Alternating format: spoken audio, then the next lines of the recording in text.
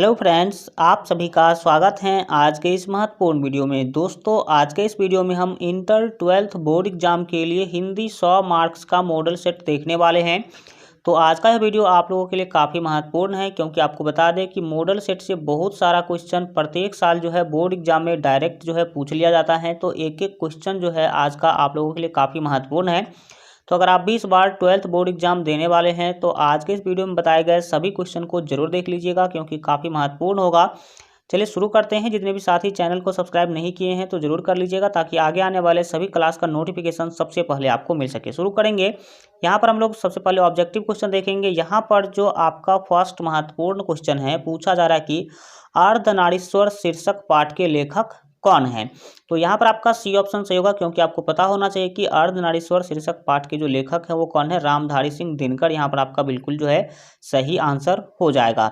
Chapter और उसके writer के नाम को तो जरूर याद कर लीजिए, क्योंकि काफ़ी जो है यहाँ से क्वेश्चन पूछा जाता है प्रत्येक साल। 2 नंबर क्वेश्चन है, शिक्षा शीर्षक संभाषण के वक्ता कौन है।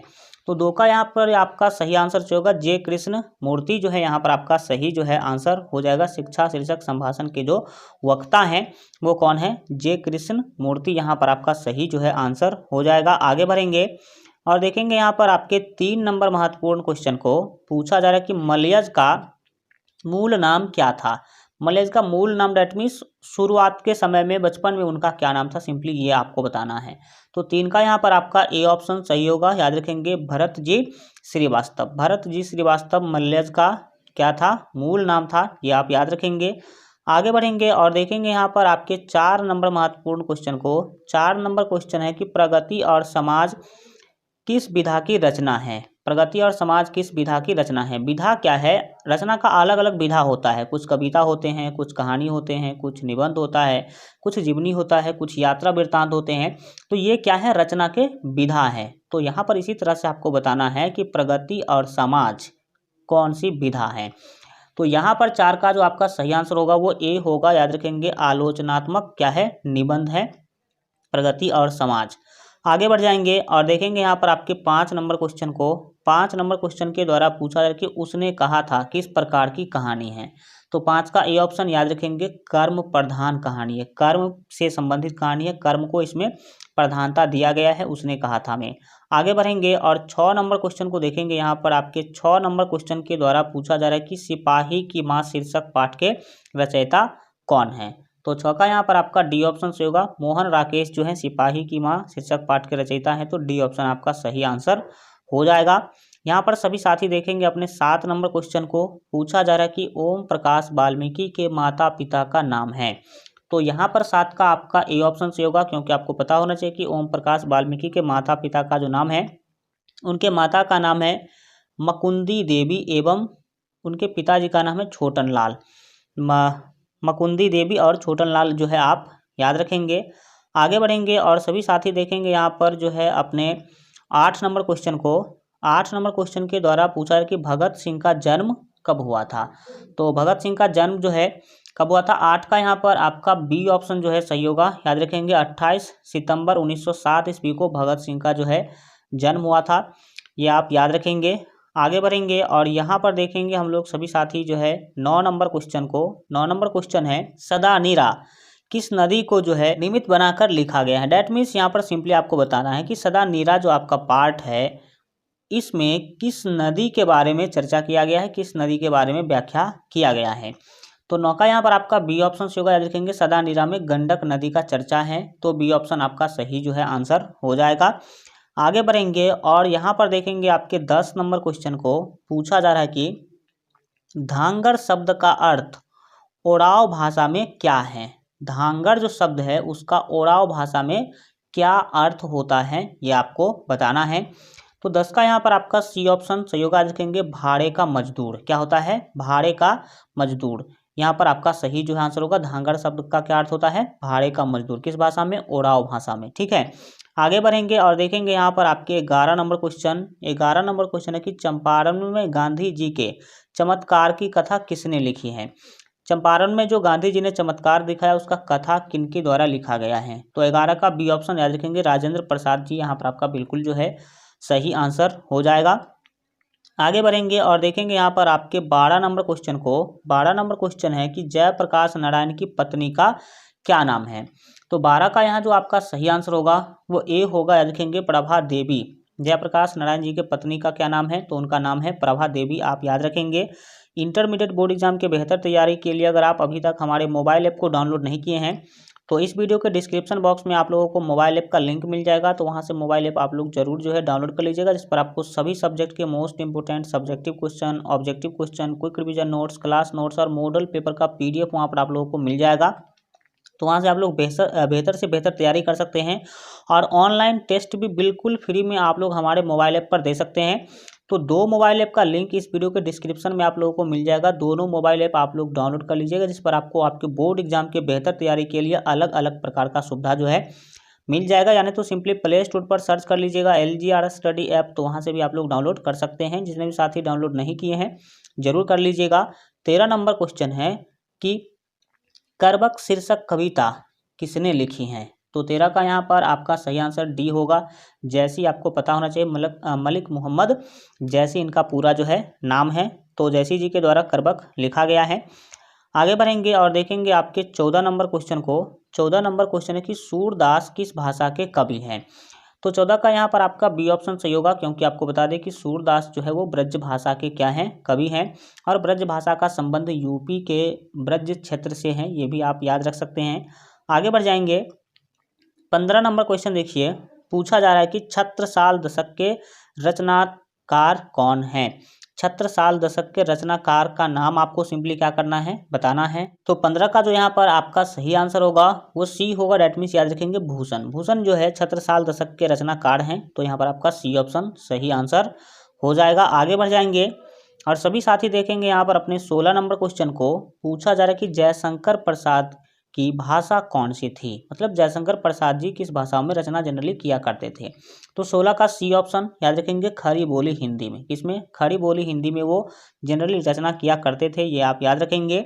और देखेंगे यहाँ पर आपके 17 नंबर क्वेश्चन। 17 नंबर क्वेश्चन के द्वारा यहाँ पर आपसे पूछा जा रहा है कि तुमुल कोलाहल कहल में शीर्षक कविता के कवि कौन हैं। तो 17 का यहाँ पर आपका ए ऑप्शन से होगा, जयशंकर प्रसाद जो है बिल्कुल आपका सही आंसर हो जाएगा। फास्टली समझने की कोशिश कीजिएगा, अधिक से अधिक क्वेश्चन हम लोग कम समय में करने की कोशिश करेंगे।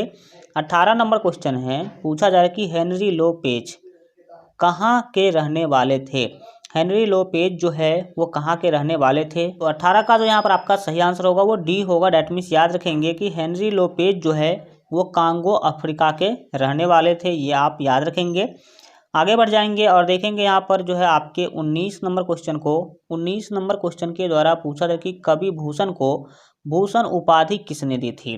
कवि भूषण जी को जो है भूषण एक उपाधि है, जैसे आप लोगों को पता होना चाहिए गांधी जी को गांधी या फिर महात्मा एक उपाधि के रूप में मिला है, तो भूषण इनको उपाधि किसके द्वारा दिया गया था। तो 19 का जो यहाँ पर आपका सही आंसर होगा वो सी होगा, डेट मीन्स याद रखेंगे राज रुद्र शाह के द्वारा जो है उनको भूषण का उपाधि दिया गया था, ये आप याद रखेंगे। आगे बढ़ेंगे और सभी साथी देखेंगे यहाँ पर अपने 20 नंबर क्वेश्चन। पूछा जा रहा है कि अधिनायक कैसी कविता है। तो 20 का जो यहाँ पर आपका सही आंसर होगा वो बी होगा, याद रखेंगे व्यंग्यात्मक कविता है। व्यंग्यात्मक कविता मतलब इसमें व्यंग किया गया है किसी के ऊपर, ठीक है। आगे बढ़ जाएंगे और देखेंगे यहाँ पर आपके 21 नंबर क्वेश्चन को। 21 नंबर क्वेश्चन के द्वारा यहाँ पर आपसे पूछा कि जूठन के हेडमास्टर का नाम क्या है। तो अगर आप लोग कहानी पढ़े होंगे तो आप लोगों को पता होगा कि इनके हेडमास्टर के नाम से ये कहानी का शुरुआत किया जाता है। तो 21 का ए ऑप्शन आपको पता होना चाहिए कि कलीराम जो है यहाँ पर आपका सही आंसर होगा। जूठन में जो हेडमास्टर है उनका नाम क्या है, कलीराम। आगे बढ़ जाएंगे और देखेंगे यहाँ पर आपके 22 नंबर क्वेश्चन को। 22 नंबर क्वेश्चन के द्वारा पूछा है कि जे कृष्णमूर्ति किस रूप में देखे जाते हैं। तो 22 का जो यहाँ पर आपका ए ऑप्शन है, याद रखिएगा महामनीषी यहाँ पर आपका बिल्कुल जो है सही आंसर हो जाएगा। आगे बढ़ जाएंगे और 23 नंबर क्वेश्चन को देखिए। 23 नंबर क्वेश्चन के द्वारा पूछा जा रहा है कि नामवर सिंह किस पत्रिका के संपादक रहे हैं, यानी कि नामवर सिंह के द्वारा किस पत्रिका का संपादन किया जाता था। तो 23 का जो यहाँ पर आपका सही आंसर होगा वो सी होगा, दैट मीन्स याद रखेंगे आलोचना। आलोचना जो पत्रिका है वो 3 माह पे आया करता था, त्रिमाही था, मतलब 3 माह में एक बार ये जो है आया करता था। तो आलोचना यहाँ पर आपका सही जो है आंसर हो जाएगा। आगे बढ़ेंगे और देखेंगे यहाँ पर जो है आपके 24 नंबर क्वेश्चन को। 24 नंबर क्वेश्चन है कि हिंदी साहित्य का सूर्य किसे कहा जाता है। हिंदी साहित्य का सूर्य जो है किसे कहा जाता है। तो 24 का जो यहाँ पर आपका सही आंसर होगा वो बी होगा, लिखेंगे सूरदास को। ठीक है, सूरदास को हिंदी साहित्य का सूर्य कहा जाता है, ये भी आप याद रखेंगे। आगे बढ़ेंगे और सभी साथी देखेंगे यहाँ पर अपने 25 नंबर क्वेश्चन को। 25 नंबर क्वेश्चन के द्वारा पूछा जाए कि चांद का मुंह टेढ़ा है कविता संग्रह के रचयिता कौन है। ये जो कविता संग्रह है जिसका नाम है चांद का मुंह टेढ़ा है, इस कविता संग्रह के रचयिता का नाम आपको क्या करना है, बताना है। तो 25 का ए ऑप्शन आप याद रखेंगे, गजानंद माधव मुक्ति बोध, यहाँ पर आपका बिल्कुल सही आंसर हो जाएगा। आगे बढ़ेंगे और देखेंगे यहाँ पर आपके 26 नंबर क्वेश्चन को। 26 नंबर क्वेश्चन के द्वारा पूछा जा रहा है कि इत्यादि शब्द का संधि विच्छेद है। डैट मीन्स यहाँ पर आपको इत्यादि शब्द का क्या करना है, संधि विच्छेद बताना है। तो 26 का जो यहाँ पर आपका सही आंसर होगा वो बी होगा। डैट मीन्स याद रखेंगे इति प्लस आदि। इति प्लस आदि यहाँ पर आपका सही आंसर हो जाएगा। आगे बढ़ेंगे और 27 नंबर क्वेश्चन देखिए, पूछा जा रहा है कि गायक शब्द का संधि विच्छेद है। संधि विच्छेद तो एक ना एक पूछा जाएगा, तो उसको आप लोग ध्यान से देख करके जाइएगा। 27 नंबर का यहाँ पर आपका सही आंसर होगा बी। डैट मीन्स याद रखेंगे गै प्लस अक। गायक का जो संधि विच्छेद होगा वो क्या होगा, गै प्लस अक होगा। आगे बढ़ जाएंगे। 28 नंबर क्वेश्चन के द्वारा पूछा जा रहा है कि परमार्थ शब्द का संधि विच्छेद है। परमार्थ शब्द का संधि विच्छेद आपको बताना है। तो 28 का ए ऑप्शन सही होगा, याद रखेंगे परम प्लस अर्थ जो है परमार्थ का क्या होगा, संधि विच्छेद होगा, याद रखेंगे। आगे बढ़ते हैं और काफ़ी सिंपल सा क्वेश्चन है, पूछा जा रहा है कि विद्यार्थी शब्द का संधि विच्छेद है। तो विद्यार्थी का संधि विच्छेद आप सभी जानते हैं विद्या प्लस अर्थी होता है। तो यहाँ पर आपका बी ऑप्शन जो है बिल्कुल सही आंसर हो जाएगा। आगे बढ़ेंगे और देखेंगे 30 नंबर क्वेश्चन। 30 नंबर क्वेश्चन के द्वारा पूछा जा रहा है कि दुर्गम शब्द का विलोम है। तो दुर्गम शब्द का जो यहाँ पर आपका विलोम होगा वो क्या होगा, सुगम होगा। दुर्गम मतलब होता है जो बहुत ही, जिसको प्राप्त करना बहुत ही कठिन हो या फिर जिसको हल करना बहुत ही क्या हो, कठिन हो। लेकिन सुगम का मतलब है जो आसानी से क्या हो जाए, प्राप्त हो जाए, उसको सुगम बोलते हैं। तो विपरीत मतलब विलोम मतलब विपरीत होता है, विपरीत शब्द यहाँ पर आपको बताना था। 31 नंबर आप क्वेश्चन पे आ जाएंगे और 31 नंबर क्वेश्चन के द्वारा यहाँ पर आपसे पूछा जा रहा है कि अनुकूल शब्द का विलोम होगा। तो 31 का ए ऑप्शन आपका सही होगा, देखेंगे अनुकूल का जो विलोम है उल्टा है वो होता है प्रतिकूल। ठीक है, अनुकूल का उल्टा क्या होता है, विलोम क्या होता है, प्रतिकूल होता है, ये आप याद रखेंगे। आगे बढ़ेंगे और देखेंगे यहाँ पर आपके 32 नंबर क्वेश्चन। 32 नंबर क्वेश्चन के द्वारा पूछा है कि आरोही शब्द का विलोम है। आरोही का जो विलोम होगा वो अपरोही हो जाएगा, उल्टा जो होगा वो क्या होगा, अवरोही होगा। तो 32 का जो यहाँ पर आपका सही आंसर होगा वो ए होगा। डैट मीन्स याद रखेंगे अवरोही, क्या होगा, अवरोही। आरोही मतलब बढ़ते क्रम, अवरोही मतलब घटते क्रम। ठीक है, आगे बढ़ जाएंगे और देखेंगे यहाँ पर आपके 33 नंबर क्वेश्चन। 33 नंबर क्वेश्चन है कि विराग शब्द का विलोम है। तो विराग का जो विलोम होता है वो होता है अनुराग। तो यहाँ पर आपका बी ऑप्शन सही आंसर हो जाएगा। यहाँ पर देखेंगे हम लोग 34 नंबर क्वेश्चन, आँखों का तारा होना मुहावरे का अर्थ है। तो 34 का यहाँ पर आपका सी ऑप्शन होगा, क्योंकि आपको पता होना चाहिए आँखों का तारा होने का जो अर्थ होता है वो क्या होता है, प्रिय होना। क्या होना, प्रिय होना, ये आप याद रखेंगे। यहाँ पर देखेंगे हम लोग जो है 35 नंबर क्वेश्चन को, ऊँट के मुँह में जीरा मुहावरे का अर्थ है। ऊँट के मुँह में जीरा का क्या अर्थ होता है ये आपको बताना है। तो यहाँ पर 35 का सी ऑप्शन याद रखेंगे, अधिक खाने वाले को कम खुराक, यानी कि जो बहुत अधिक खाता है उसको कम भोजन देना क्या है, ऊँट के मुंह में जीरा के बराबर होता है। आगे बढ़ेंगे और देखेंगे यहाँ पर जो है आपके 36 नंबर क्वेश्चन। 36 नंबर क्वेश्चन के द्वारा पूछा कि कान काटना मुहावरे का अर्थ है। तो 36 का यहाँ पर आपका बी ऑप्शन सही होगा, याद रखेंगे चतुर होना। कान काटना जो मुहावरा इसका क्या अर्थ होगा, चतुर होना, ये आप याद रखेंगे। यहाँ पर देखते हैं अपने 37 नंबर क्वेश्चन को। 37 नंबर क्वेश्चन के द्वारा पूछा कि घी के दिए जलाना मुहावरे का अर्थ है। तो घी के दिए जलाने मुहावरा का जो आपका अर्थ होगा वो होगा प्रसन्नता व्यक्त करना, यानी कि खुशियाँ मनाना भी आपको ऑप्शन में दिया जा सकता है। यहाँ पर जो है प्रसन्नता व्यक्त करना आपका बिल्कुल जो है सही आंसर हो जाएगा।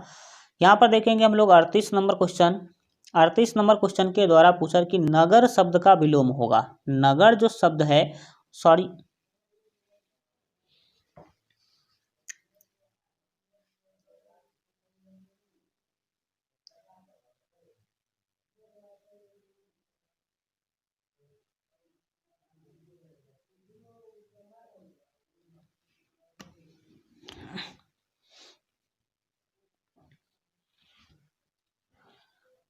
नगर शब्द का विशेषण होगा। डैट मीन्स नगर जो शब्द है इसका विशेषण क्या होगा ये आपको बताना है।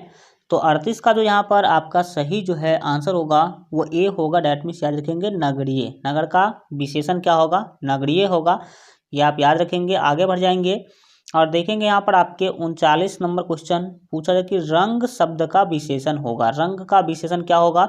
तो 39 का जो यहाँ पर आपका सही आंसर होगा वो सी होगा। याद रखेंगे रंगीन। रंग का क्या होगा? रंगीन होगा। तो सी ऑप्शन आप याद रखेंगे। आगे बढ़ते हैं 40 नंबर क्वेश्चन देखिए। 40 नंबर क्वेश्चन के द्वारा पूछा कि पत्थर शब्द का जो है विशेषण होगा। पत्थर का विशेषण क्या होगा? तो 40 का जो यहाँ पर आपका सही आंसर होगा वो बी होगा। देखेंगे पथरीला। पत्थर का क्या होगा? पथरीला यहाँ पर आपका सही आंसर हो जाएगा। आगे बढ़ जाएंगे और देखेंगे 41 नंबर क्वेश्चन पूछा जा रहा है कि भारत शब्द का विशेषण होगा। भारत जो शब्द है इसका विशेषण क्या होगा? तो 41 का ए ऑप्शन भारतीय। भारत का क्या होगा? भारतीय होगा। आगे बढ़ते हैं 42 नंबर क्वेश्चन देखिए पूछा कि जीव जंतु शब्द कौन समास है? तो जीव जंतु शब्द जो है वो कौन सा समास है? तो यहाँ पर आपका डी ऑप्शन से होगा, क्योंकि आपको बता दे ये द्वंद्व समास। द्वंद्व समास क्या होता है? जिसमें दोनों पद प्रधान हो। तो यहाँ पर जीव भी प्रधान है और जंतु भी प्रधान है। तो द्वंद्व समास यहाँ पर आपका बिल्कुल सही आंसर हो जाएगा।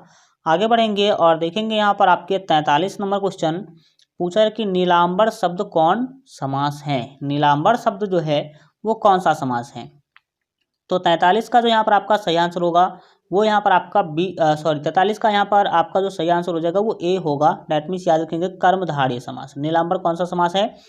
कर्मधारय समास आप याद रखेंगे। आगे बढ़ते हैं और देखेंगे यहाँ पर जो है आपके 44 नंबर क्वेश्चन पूछा जाए कि भरपेट शब्द कौन समास है? भरपेट जो शब्द है ये कौन सा समास है? संधि और समास से तो क्वेश्चन आना फिक्स है।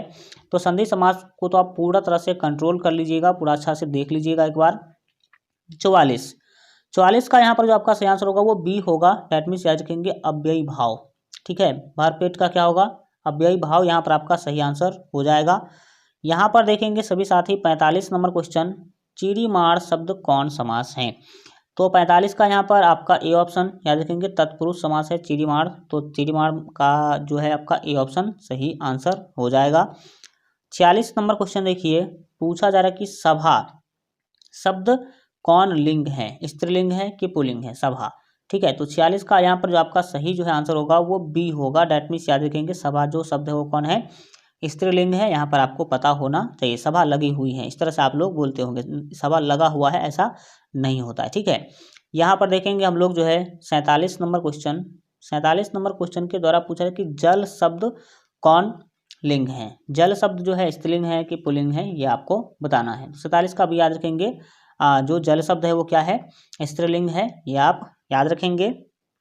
आगे बढ़ते हैं और देखेंगे यहाँ पर आपके 48 नंबर क्वेश्चन को। 48 नंबर क्वेश्चन है कि दल शब्द कौन लिंग है? दल जो है यहाँ पर आपको बताना है।